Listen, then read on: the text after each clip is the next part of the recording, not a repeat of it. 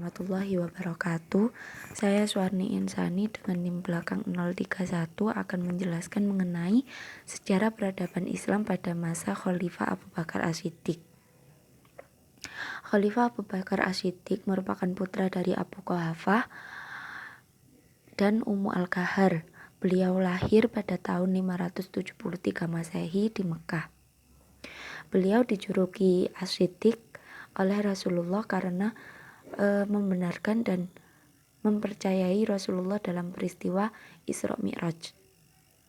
Kemudian Khalifah Abu Bakar As-Siddiq ini pada awalnya dipilih sebagai khalifah dengan cara demokratis.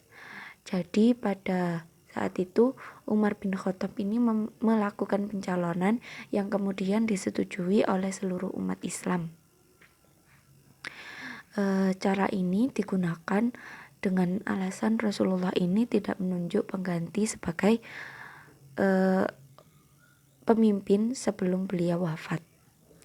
Kemudian Khalifah Abu Bakar As-Siddiq ini juga memiliki sistem pemerintahan sendiri.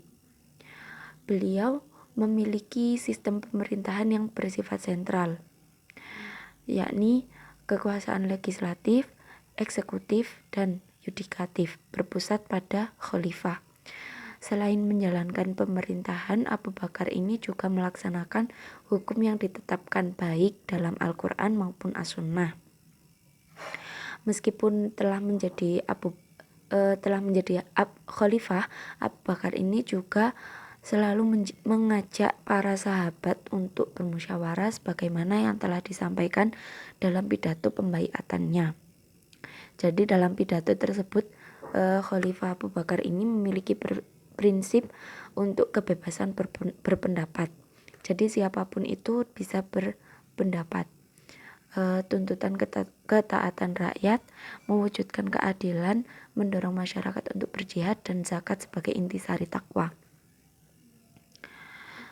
Seperti dari isi pidatonya itu dapat dilihat bahwa Abu Bakar ini orang yang demokratis dengan tetap menjadikan Al-Quran sebagai pedomannya.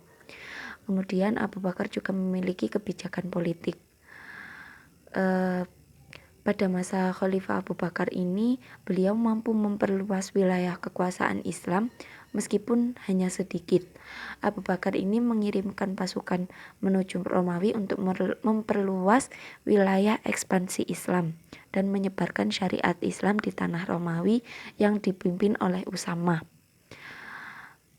Kemudian ada juga transformasi ilmu pengetahuan.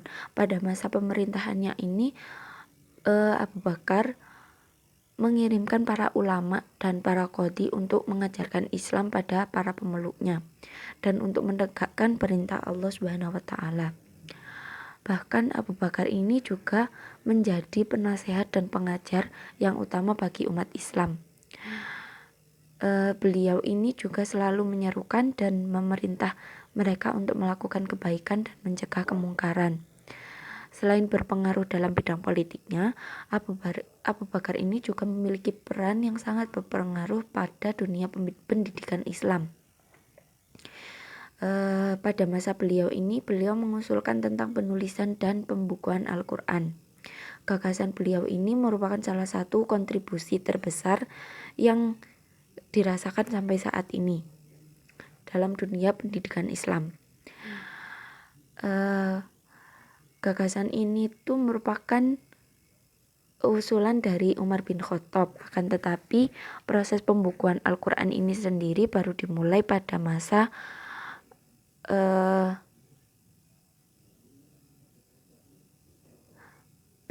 pemerintahan beliau, yang kemudian dilanjutkan pada masa Umar bin Khattab ketika menjadi khalifah. Gagasan ini juga muncul karena banyak hafidz Al-Quran yang gugur dalam medan perang.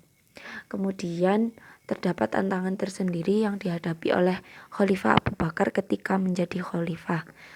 Salah satunya yakni pemberontakan dari kelompok murtad yang membangkang zakat dan orang yang mengaku sebagai nabi. Kelompok-kelompok ini sebenarnya telah ada sejak zaman Rasulullah, akan tetapi setelah Rasulullah wafat, kelompok tersebut itu semakin menunjukkan keberaniannya. Jadi pada intinya Khalifah Abu Bakar ini meneruskan kepemimpinan atau kebijakan yang ada pada zaman Rasulullah tersebut. Sekian, terima kasih. Wassalamualaikum warahmatullahi wabarakatuh.